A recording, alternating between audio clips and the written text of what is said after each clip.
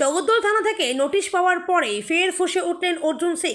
ব্যারাকপুরের প্রাক্তন সাংসদ বললেন, বেআইনিভাবে আমাকে গ্রেপ্তার করলে যে করবে তার বাড়ি হাড়ি বিক্রি করিয়ে দেব। রাজ্যের বিরোধী দলনেতা শুভেন্দু অধিকারীকে প্রাণে মারার জন্য মুখ্যমন্ত্রী মমতা বন্দ্যোপাধ্যায় বাংলাদেশি জেহাদিদের সঙ্গে হাত মিলিয়েছেন বলে মন্তব্য করেন অর্জুন সিং। তার এই মন্তব্যে বিতর্কের ঝড় ওঠে।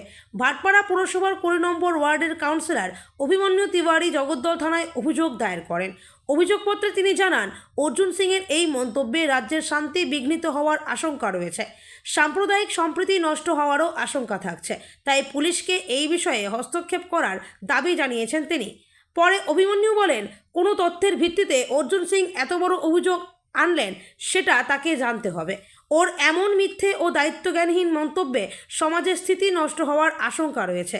তাই জগদ্দল থানার দ্বারস্থ হয়েছি আমি। কাউন্সিলরের অভিযোগ পাওয়ার পরেই অর্জুন সিংকে থানায় দেখা করার জন্য নোটিশ পাঠানো হয়। তারপরেই সাংবাদিকদের মুখোমুখি হয়ে ক্ষোভ উগরে দেন ব্যারাকপুরের প্রাক্তন সাংসদ। তিনি বলেন, 24 ঘন্টার মধ্যে দুবার নোটিশ, তবে সর্বোচ্চ আদালত আছে। এখানে পুলিশ শাসক দলের তাবেদারি করছে। আমি যদি কোনো অপরাধ করি আদালত সাজা দেবে, তবে কোনো কারণ ছাড়া বেআইনিভাবে গ্রেপ্তার করলে আমি হাড়ি বাড়ি সব বিক্রি করিয়ে দেব।